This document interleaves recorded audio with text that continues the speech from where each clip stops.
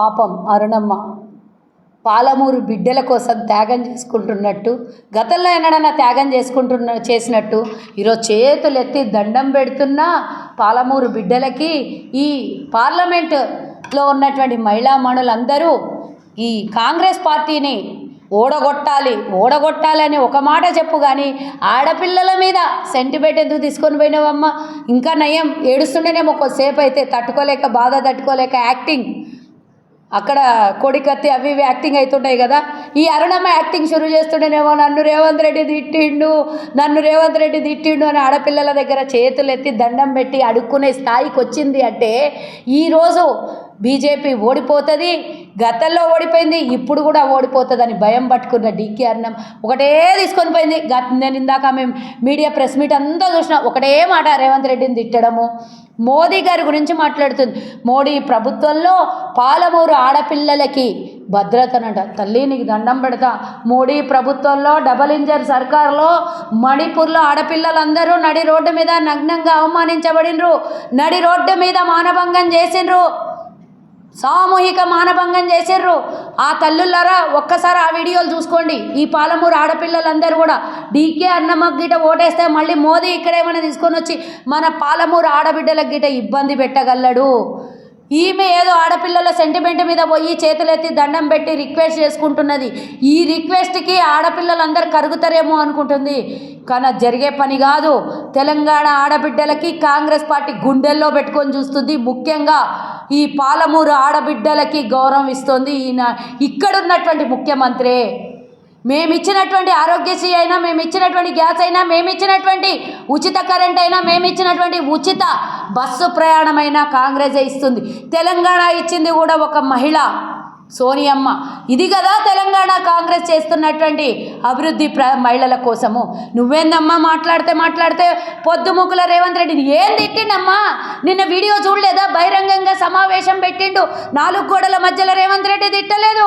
రేవంత్ రెడ్డి నిన్ను బూతులు మాట్లాడలేదు. ఖబర్దార్ అంటున్నావు. దేనికి ఖబర్దార్? రమ్మని చెప్తున్నా, చౌరస్తా రమ్మంటున్నావు కదా. నిన్న క్లాక్ టవర్ దగ్గరనే నిన్న మీడియా సమక్షంలో పాలమూరు ఏమంటారు మహబూబ్ నగర్ పార్లమెంట్ ప్రజల సాక్షిగా, కాంగ్రెస్ కార్యకర్తల సాక్షిగా, కాంగ్రెస్ అభిమానుల సాక్షిగా, పార్లమెంటు నియోజకవర్గాల ప్రజల సాక్షిగా రేవంత్ రెడ్డి మాట్లాడి 4 గోడల మధ్యలో మాట్లాడలే. రేవంత్ రెడ్డి గారు తిట్టిండ్రా? రేవంత్ రెడ్డి గారు నిన్ను పండబెట్టి తొక్కుతా అన్న మాట ఎక్కడన్నా చూపి, రేవంత్ రెడ్డి గారు నేను నీకు వచ్చి క్షమాపణ చెప్తా, పార్టీలను పండబెట్టి తొక్కుకుంటా పోదామని చెప్పిండు. అవును, బరాబర్ ఆ భాష మాట్లాడతాడు. తెలంగాణకు అన్యాయం చేసింది బీజేపీ పార్టీ కాదా? బీఆర్ఎస్ని ఒక్కరోజు కూడా అదుపులో పెట్టకుండా ఇంత అన్యాయం జరిగినా సెంట్రల్ కమిటీలన్నీ ఈసీని అడ్డం పెట్టుకొని, సిబిఐని అడ్డం పెట్టుకొని, ఐటీని అడ్డం పెట్టుకొని, ఈడీని అడ్డం పెట్టుకొని బీజేపీ పార్టీ బీఆర్ఎస్కి సపోర్ట్ చేసింది నిజం కాదా? మరి ఇందులో పాపంలో భాగస్వామ్యం మీకు లేదా? మీరెట్లమ్మా కాంగ్రెస్ గురించి మాట్లాడతారు? మా రేవంత్ రెడ్డి గారి గురించి మాట్లాడతారు? 15 ఆగస్టు లోపల నువ్వు అడిగినావు కదా, ఇయ్యకపోతే తర్వాత నీ సంగతి చెప్తా, ఖబర్దార్ రేవంత్ రెడ్డి అంట. నేను అడుగుతున్నా, 10 ఏళ్ళైంది మా అకౌంట్లో 15 లక్షలు ఎక్కడ పోయినాయి అని అడుగుతున్నా అన్నమ్మకి. మేము కూడా ఖబర్దార్ అంటున్నాం. నా అకౌంట్లో 15 లక్షలు వేయకపోగా నా అకౌంట్లో ఈరోజు ₹1,00,000 అప్పు ఉన్నది. ఎందుకు కట్టాలి నీకు? నువ్వు ప్రభుత్వం చేసినటువంటి అప్పు నేను ఎందుకు కట్టాలి? నా తెలంగాణ ప్రజలు ఎందుకు కట్టాలి? 28,000 ఉన్న బంగారం ఈరోజు బిడ్డకు పెళ్లి కట్టయినప్పుడు తులమో 6 తులమో ఇస్తాన్న తల్లిదండ్రులు పెళ్లి టైంకి వచ్చే వరకు 1000 పెరిగిపోతుంది. ఈరోజు 73,000 ఏ నుంచి తెవాలమ్మా తెలంగాణ బిడ్డలు? ఈ పాలమూరు బిడ్డలు ఇస్తాన్న ఇంత 1 గ్రాము 2 గ్రాములు కూడా ఇయ్యలేని పరిస్థితికి ఎన్ని కష్టాలు తీసుకొని వచ్చిండ్రమ్మా. ఈరోజు డాలర్ ధర రూపాయి విలువ పడిపోయి ₹84 వచ్చింది. ఇంటి ఆడబిడ్డలు దాచిపెట్టుకున్న పోపు గింజలు దాచిపెట్టిన రూపాయి ఖర్చు అయితే లేదా ఈరోజు? ఏమమ్మా నువ్వు ఆడబిడ్డల గురించి మాట్లాడేది? కట్టెల పొయ్యి పెట్టుకొని అవస్థలు పడ్డేటువంటి తెలంగాణ బిడ్డలు, పల్లెటూర్లలో ఆడపిల్లలు కష్టాలను గురి చేసినటువంటి నీ ప్రభుత్వం ఈరోజు మహిళలు గుర్తొచ్చిండ్రా తల్లి? నువ్వొక్క మహిళ అయితే మొత్తం అందరు మహిళల గురించి మాట్లాడతావా? నువ్వు ఏనాడు గుర్తించిందమ్మా నీ ప్రభుత్వం మహిళల గురించి? సబ్కా సాత్ సబ్కా వికాస్ అని రోడ్డు మీద రెజ్లర్లు కూర్చొని ధర్నా చేసిండ్రు. అట్లా అనుకుంటేవా ఈడేమన్నా నీకు ఎవరన్నా ఏమన్నా చేసిండ్రా? నువ్వు వచ్చి రోడ్డు మీద ఎక్కేసి సవాల్ ఇస్రానికి నీ ఎంపీ సెక్సువల్ హరాస్మెంట్ చేస్తుంటే నడి రోడ్డు మీద జాతీయ పథకాలు తీసుకొని వచ్చినటువంటి వాళ్ళు ఏడ్చుకుంటూ అల్లాడుతుంటే ఒక్కనాడు స్టేట్మెంట్ ఇవ్వకపోతేవమ్మా అప్పుడు నువ్వు గుర్తు రాలేదా? ఏడుంటే ఏంది మహిళలు అనేది నీకు కనీస జ్ఞానం లేనటువంటి కానీ ఈరోజు నీకు సెంటిమెంట్ కోసం దండం పెట్టి ఈరోజు పాలమూరు బిడ్డలు వాళ్ళకి తెలియదా నువ్వేం చేసినావు గతంలో? ఒక్కరోజన్న ఆ బిడ్డల గురించి పట్టించుకున్నావా? ఎట్లా అడుగుతావు నువ్వు ఓటు? నీకే అర్హత ఉన్నది ఈ బిడ్డల్ని అడగడానికి? ఈరోజు నేను అడుగుతున్నా, ఎత్తిపోతలు, పాలమూరు, కొడంగల్, నారాయణపేట ఈరోజు కాంగ్రెస్ పార్టీ రాగానే ఈరోజు కొడంగల్ నియోజకవర్గానికి 4,000 కోట్లను శాంక్షన్ చేసింది. ఈరోజు పాలమూరు బిడ్డ ముఖ్యమంత్రి ఉన్నాడు. ప్రతి నియోజకవర్గానికి కూడా అదే అభివృద్ధి జరుగుతుందమ్మా. మరి నీ హయాంలో ఏం చేసినావు చెప్పు? నువ్వు మంత్రిగా ఉన్నప్పుడు పాలమూరు బిడ్డలు తరలి తరలి వెళ్ళిపోతుంటే, వలసలు పోతుంటే ఒక్క ఇండస్ట్రీ అన్న పెట్టినవా? తెలంగాణలో కాదు, పాలమూరులో. మరి అప్పుడు గుర్తురాలే? ఆడపిల్లలు కూడా వలసలు పోయినరు కదా, ఈడుంటే వాళ్ళకు ఉపాధి కల్పించినావా అమ్మ? ఎందుకమ్మా నువ్వు మాట్లాడి అభివృద్ధి చేసినావు? ప్రతి ఆడబిడ్డకి నీ గురించి తెలుసు అంటే అవును తెలుసు.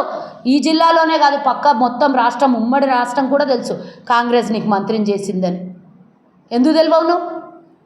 కాంగ్రెస్ నీకు గుర్తింపు ఇచ్చింది అందరికీ తెలుసు. నువ్వు ఈరోజు కనుమరుగైపోయినావు. గత 5 ఏళ్ల నుంచి నువ్వు ఏ రోజు నీ వాయిస్ లేదు.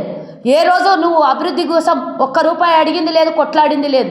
తెలంగాణలో అంతెందుకు 2023 నవంబర్ 30 తారీఖు దాకా ఉన్నటువంటి ప్రభుత్వం మీద ఒక్కనాడన్న మాట్లాడినవా నువ్వు నీ మంత్రి? కృష్ణా జలాల గురించి కాంగ్రెస్ ధర్నాలు చేసింది, నువ్వేడ చేసినావు? కాంగ్రెస్ జీవో తీసుకొని వచ్చింది హయాంలో, నువ్వేం చేసినావు? అభివృద్ధి అభివృద్ధి అని మాట్లాడుతావు, నువ్వేం చేసినావు నాకు చెప్పు? మేము అభివృద్ధి చేయలేదని మాట్లాడినావు కదా నువ్వు.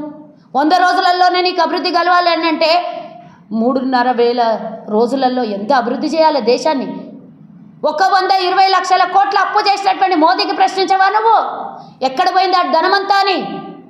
మళ్ళీ మోదీకి ఓటేయాలనా? ఏం ముఖం పెట్టుకొని ఓటేయాలి మోదీకి? మళ్ళీ దేశాన్ని అమ్మేయనికా?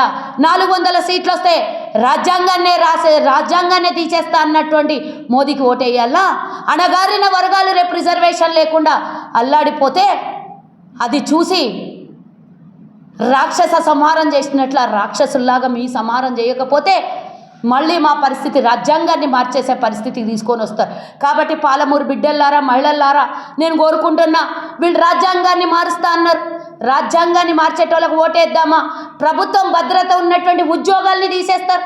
రేపు అడిగే హక్కు ఉండదు ఎవరికి కూడా. వీళ్ళు రాజ్యాంగాన్ని మార్చేస్తే మళ్ళీ నియంతల పాలన, బ్రిటిష్ వాడి పాలన మన దేశంలో వస్తుంది. దేశంలో కొట్లాడలేదు 200 సంవత్సరాలు బ్రిటిష్ వాడు ఉంటే ఇప్పుడు 40 ఏళ్ల కింద వచ్చి వీళ్ళు ఆర్ఎస్ఎస్ అంటాడు, శ్రీరామచంద్రుడు అంటాడు. అసలు వీళ్ళకి భక్తి ఉందా అని రేవంత్ రెడ్డికి అడుగుతుంది. ఈమె వాళ్ళ కుటుంబాన్ని తీస్తుంది, వాళ్ళ తల్లిని, వాళ్ళ చెల్లిని, వాళ్ళ భార్యని, వాళ్ళ బిడ్డని తీస్తుంది. నీ గురించి మాట్లాడితే నీ గురించి మాట్లాడు. నీ కుటుంబం గురించి ఎవరైనా మాట్లాడినరా? నీ ఇంటి ఆడబిడ్డల గురించి ఎవరైనా మాట్లాడినరా? నువ్వు ఎట్లా మాట్లాడతావు? వాళ్ళ కుటుంబాన్ని ఎట్లా తీస్తావు? మాటి మాటికి రేవంత్ రెడ్డి భార్యకి రేవంత్ రెడ్డి బిడ్డని తీస్తావు. ఎందుకమ్మా నీకు వాళ్ళ కుటుంబం మీద అంత అక్కసో? రాజకీయంగా మాట్లాడు, రాజకీయం చేద్దాం. ఇడ కుటుంబం మీద ఎందుకు పడ్డావు నువ్వు? మహిళవైతే నీ మహిళ లాగానే మాట్లాడు. నిన్నేం తిట్టిండు? బూతులు తిట్టిండా? దేవుడు అంటే భక్తి లేదా? చూసినావు నిన్ను ఎన్నడన్నా గతంలో 5 ఏళ్ల కింద బీజేపీలోకి పోకముందు ఎట్లన్నా ఎప్పుడన్నా జై శ్రీరామ్ అన్నవా? కొత్తగా జై శ్రీరామ్ తీసుకొని వచ్చినావు. ఓట్లు పడతాయా దేవుని పేరు పెట్టి అబద్ధాలు చెప్పి మోసం చేసేటోళ్ళకి? ప్రజలు గమనిస్తలేరా? ఏం చేశారు మీరు అభివృద్ధి అంటే? జై శ్రీరామ. అయోధ్యలో కట్టిన రామాలయం కనబడుతుంది కానీ భద్రాచలంలో రామాలయానికి రూపాయి లేకపోతే మీ మోదీకి ప్రభుత్వానికి ఓటేయాలా? ఎట్లా వేస్తాం? బరాబర్ ఇక్కడి నుంచే చెప్తున్నాం. ఇంకోసారి ఈ డిమాండ్లు కానీ, ఇంకోసారి ఈ హెచ్చరికలు కానీ, ఇంకోసారి ఈ నోరు జారుడు దిగజారుడు మాటలు మాట్లాడితే ఊరుకునే లేదు అరణమ్మా అని చెప్తున్నాను. మర్యాద దక్కించుకో. మర్యాద ఉంటే ఎన్నికల్లో బహిరంగంగా తెలుసుకుందాం.